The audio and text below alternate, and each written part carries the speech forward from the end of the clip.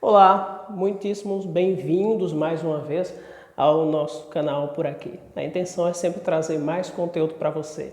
E hoje nós vamos falar de uma das maiores obras da literatura universal. A gente está falando de uma das obras que marcaram justamente pela sua tragédia e pelos seus personagens tão marcantes. Estamos falando de Édipo Rei. Sim, uma parte da trilogia tebana, como é conhecida, um texto de Sófocles, que foi um dos maiores dramaturgos de todos os tempos, a gente pode dizer assim. E essa trilogia, ela vai começar da seguinte maneira, tá? A gente vai ter que situar para você aqui dois reinos bem distantes, né? Um deles é exatamente o reino de Corinto e o outro é o reino de Tebas. Esses dois reinos vão trazer então o fio da história. Por aí vão se alocar as personagens, por aí situações, ações vão acontecer, já que trata-se de uma peça. Mas aqui eu preciso dizer para vocês que a localização geográfica é essa aí. Muito bem, aqui a gente começa em Tebas, tá? Que é o epicentro de toda a tragédia. Tebas, inicialmente aqui para localizar, é neste momento, né, um lugar dominado pelo rei. O rei chama-se Laio e a sua esposa Jocasta. Ocorre que há muito tempo esse casal real quer perpetuar a sua linhagem, quer mostrar o poder através do número de filhos que vai continuar então à frente desse reinado de Tebas. Mas isso tudo é em vão. Acontece que eles não conseguem ter filhos. Bem, um pouco encucado com aquilo, o rei Laio decide então ir até o oráculo de Delfos, que é o oráculo de Apolo, né? E lá então ele resolve perguntar à ninfa que recebe espiritualmente, por assim dizer, o Apolo, perguntar por que ele não consegue ter filho, por que ele e a esposa não conseguem ter filhos. Bem, ao que o oráculo diz, né? Laio, você haverá de ter um filho e o seu filho irá lhe matar e assumir o reino. Bem, depois de uma revelação como essa, é claro que você não volta para casa bem animado, você não tem nada de bom para dizer. E principalmente, vai ficar muito, mas muito pesado acreditar e dizer para a esposa que o maior sonho da vida deles pode se tornar a maior tragédia da vida de um deles, né? Muito bem, com essa profecia dita, volta Laio para Tebas, informa para Jocasta o que poderia acontecer, aquilo que foi dito pelo oráculo de Delfos, que se eles tiverem um filho, esse mesmo filho vai matar o próprio pai, né, e assumir o reinado, por assim dizer. Então, Laio e Jocasta resolvem se separar fisicamente, já não dormem mais na mesma cama, já não se aproximam mais, tentaram aplacar os desejos, mas, como você sabe, o amor ele sempre vence, é mais forte, o desejo também, e eles resolvem certa vez então passar por cima disso, após muito tempo. Daí, então, surge o filho, né? E quando ela engravida, né, a Jocasta, logo vem também na mente dos dois aquilo que o oráculo havia dito, que uma criança, o filho do próprio Laio, iria matá-lo. A partir dali, o casal, né, traz a criança ao mundo e, após vir ao mundo, o Laio, com 3 dias de nascido, essa criança tem os pés perfurados, né? O pai perfura os pés. E aí chama um dos seus servos lá no palácio e diz: olha, eu quero que você deixe esta criança em um lugar inóspito, abandone-o no meio da floresta, no meio da mata, deixe-o lá, né? Então o objetivo aqui, gente, era que a criança morresse, porque se a criança morre, se ela é devorada ou morre de fome, a profecia, aquilo que o oráculo disse, não iria se cumprir. O servo, com aquele aperto no coração, resolve então fazer o que o rei mandou, né? E ele parte em direção a um monte pantanoso e tal, né? complicado também, hermético, cheio de feras, enfim.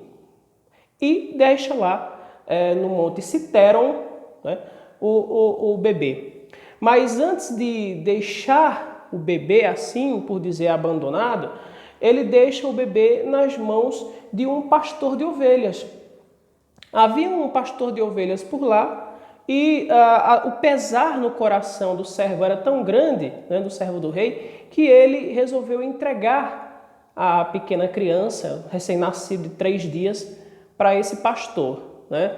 E aí ficaria combinado, porque o pastor morava muito distante de Tebas, mas muito distante. Nem as ovelhas que ele estava pastorando eram suas ovelhas, eram as ovelhas do seu rei. Então ele disse, poxa, eu vou deixar aqui, né, com esse pastor, como ele mora muito longe, ele levará a criança para muito distante das vistas do rei.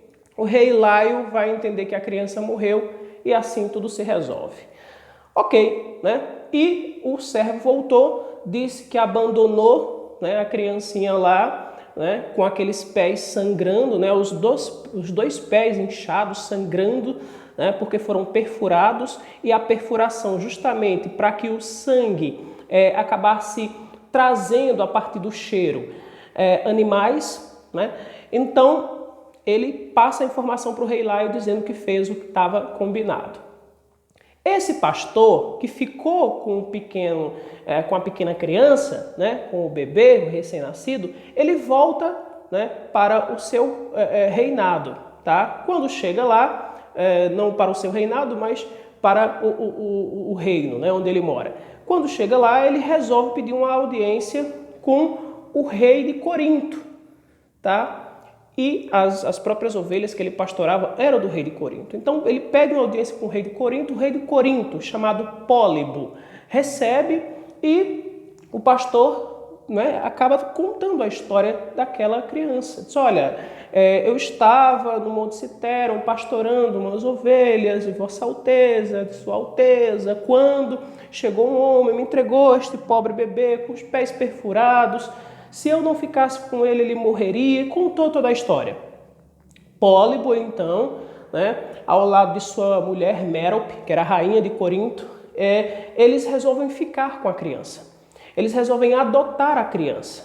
Até porque, até aquele momento, Pólibo e Mérope eram reis, mas não tinham descendentes ainda.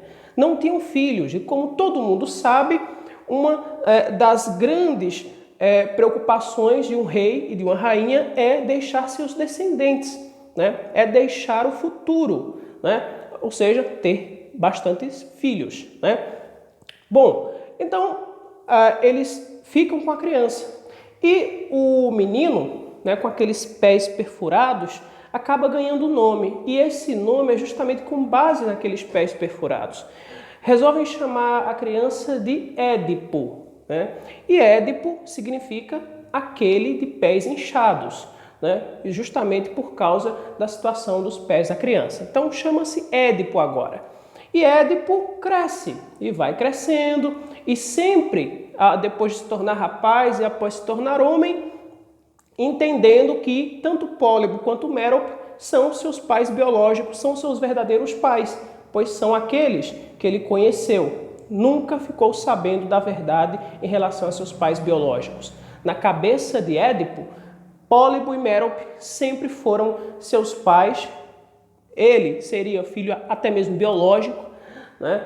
E príncipe de Corinto, que um dia herdaria o reinado. Ocorre que certa vez estava tendo uma grande festa por lá, né? E o príncipe resolveu entrar na festa também. Lá pelas tantas, um homem muito invejoso, que sabia do que tinha acontecido no passado, chegou até Édipo e acabou expelindo algumas verdades, né? Depois de ter bebido muito, disse que Édipo, na verdade, não era príncipe ali, não tinha o sangue azul, não tinha a linhagem do rei Pólibo nem da rainha Mérope, que estava ocupando o lugar que não era seu, usurpando de um status que não era seu. Aquilo deixou Édipo muito incomodado, né? Resolveu procurar os pais logo no outro dia cedo. E lá ele foi. né, questionou os dois pais a respeito do assunto. Pólibo e Mérope, ao ouvir, tentaram disfarçar um pouco, contaram meias verdades, mas não disseram tudo. Aquele comportamento dos pais na cabeça de Édipo deixou a coisa ainda mais estranha. Então, Édipo, com aquela dúvida cruel, resolveu sair dali e ir direto para o oráculo de Delfos.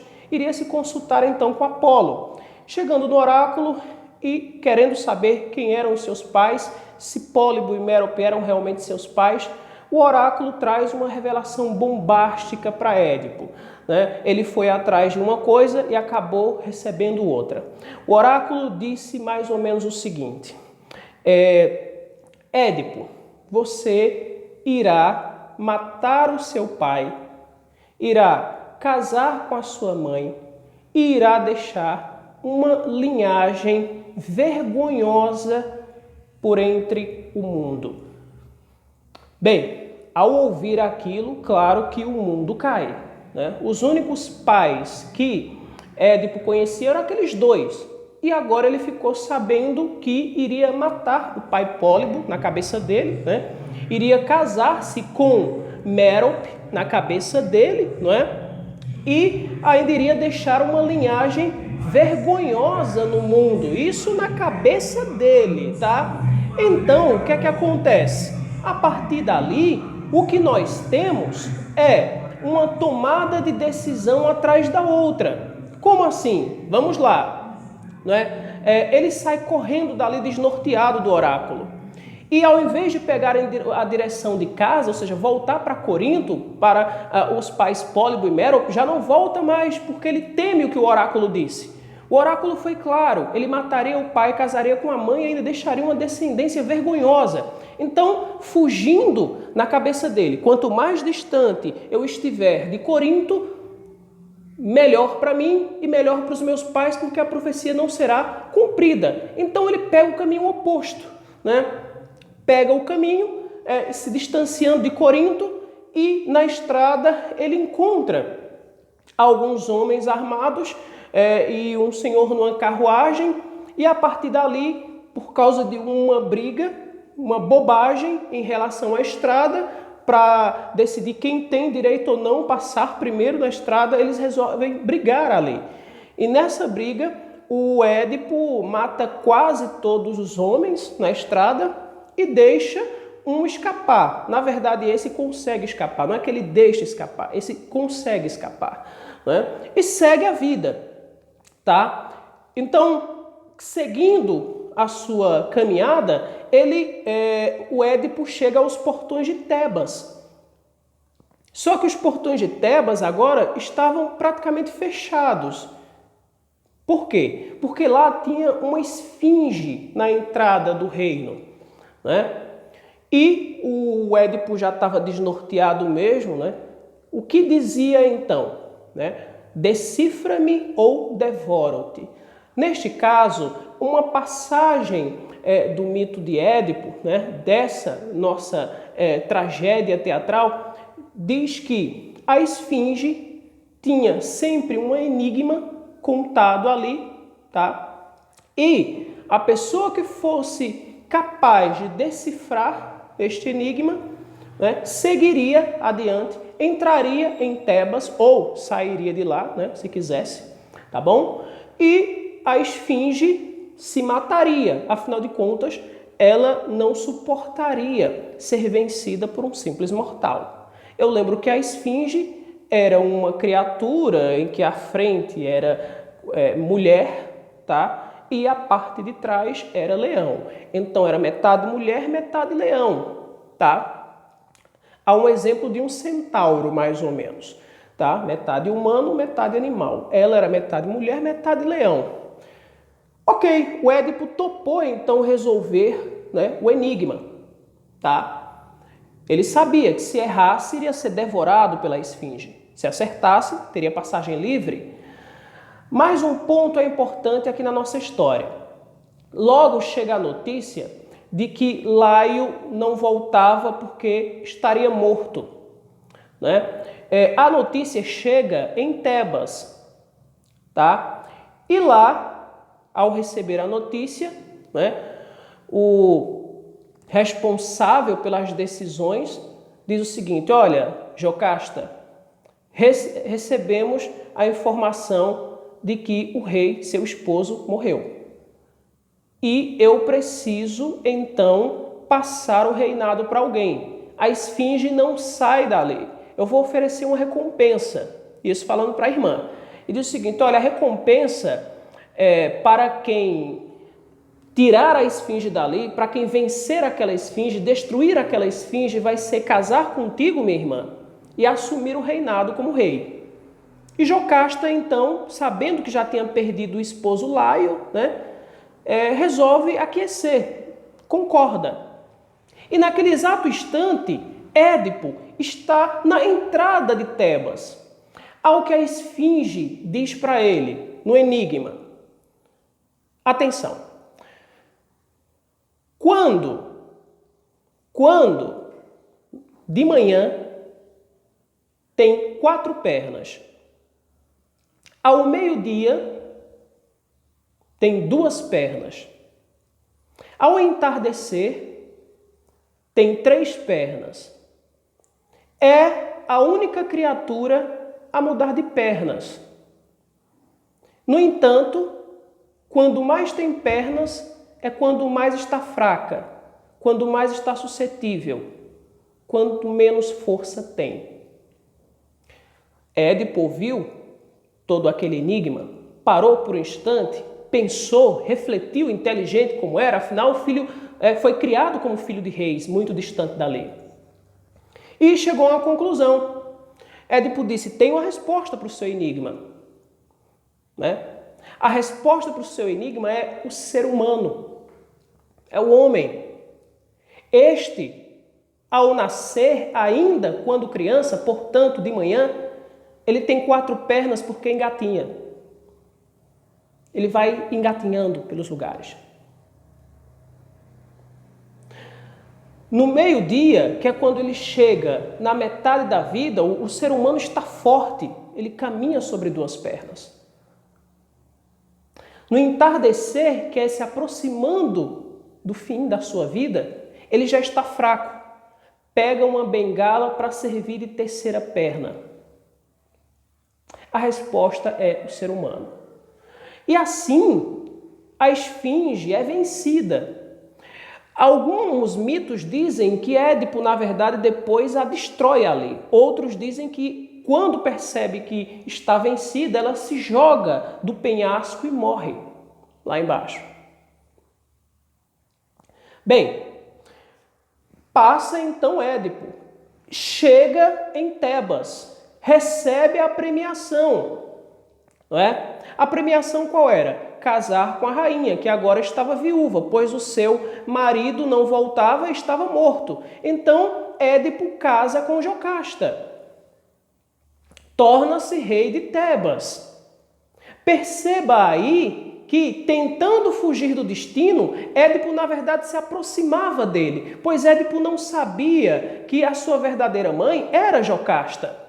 A sua mãe biológica era Jocasta, que ele havia nascido ali no reino de Tebas e que a profecia, mesmo sem a sua consciência, estava sendo cumprida.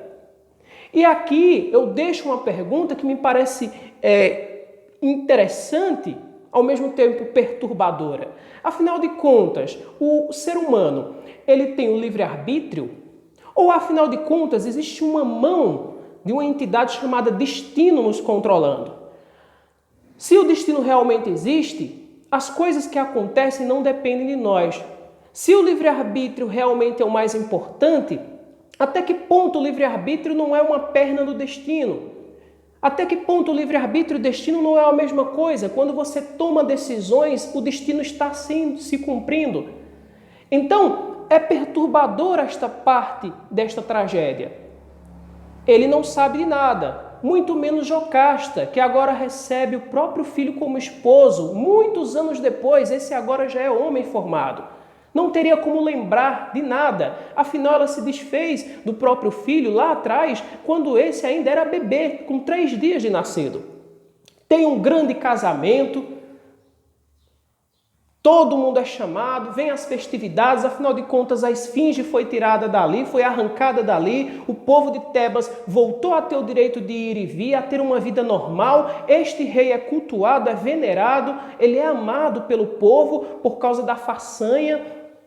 Este rei agora tem 4 filhos, né? Ele coloca 4 filhos no mundo, junto com Jocasta, que lembro, é a sua esposa, mas ao mesmo tempo é a sua mãe. Veja que situação, né? Por isso que se fala em linhagem desonrosa, lá no que foi dito pelo oráculo. Lembre, né? Aí aqui eu preciso dizer para você, aquele homem que Édipo matou na estrada, um dos homens que vinham na estrada, na carruagem, era exatamente o rei Laio, que estava tentando ir ao oráculo para saber como se desfazer da esfinge que estava nos portões de Tebas.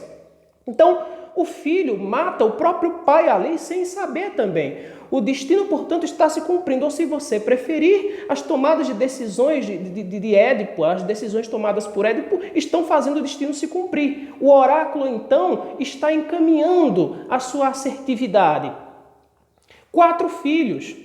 E com o passar do tempo, então, vem veja só, uma epidemia em Tebas. Um problema sério que depois se transforma em doenças e na escassez de alimentos, na dificuldade de provimento de um povo. Bem, a partir dali o povo já começa a se desesperar, as coisas estão ficando muito difíceis. É como se caísse uma praga atrás da outra em Tebas, e quem sente mais inicialmente é o povo. Então o povo começa a procurar, dos mais altos escalões até os mais baixos, começam a procurar, vão até o rei, tão amado, venerado, aquele que destruiu a esfinge. Nos ajude, rei Édipo. O Senhor é o enviado divino, destruiu a esfinge, trouxe alegria para esse povo, agora somos acometidos por todas essas pragas, nos ajude. Então Édipo vai ajudá-los. Mas naquele momento não sabe como. Diz que já mandou, né, o cunhado até o oráculo para saber o que é que está ocasionando tudo isso. Né? O cunhado, uma vez lá no oráculo, escuta o que o oráculo diz. E o oráculo diz o seguinte para o cunhado do Édipo: a única maneira dessa tragédia acabar em Tebas é vocês expulsarem de lá o assassino do rei Laio. Ele está em Tebas, o assassino do rei Laio. Procure e expulse-o de lá. Assim tudo acabará. E é isso que o cunhado do Édipo faz. Volta, diz para o Édipo que na verdade tudo isso é porque o assassino do antigo rei está lá. Édipo, indignado, manda procurar o assassino, chega inclusive a blasfemar, lançar pragas contra esse assassino. Ele não sabe que o assassino do rei, do próprio pai, é ele mesmo. Né? Ele chega inclusive a decretar a morte do assassino, né? E colocar inclusive recompensas para encontrar esse assassino. Como o assassino não aparece, né? Então resolvem mandar atrás uma pessoa muito especialista na arte de ver aquilo que não pode ser visto. Tá? A gente está falando de Tiresias, o cego Tiresias, um homem que tem a capacidade de ver aquilo que não se manifestou nas retinas das pessoas. Né? Um adivinho, né? Pode-se dizer assim, um profeta também, visto por muitos, e Tiresias chega até lá no salão real e diz: olha, eu não quero falar o que eu tenho para falar, porque o que eu vejo aqui diante de mim é desastroso. E Édipo então diz: fale, você por acaso está cobertando o assassino do rei Laio? Fale, porque senão você morre junto com o assassino.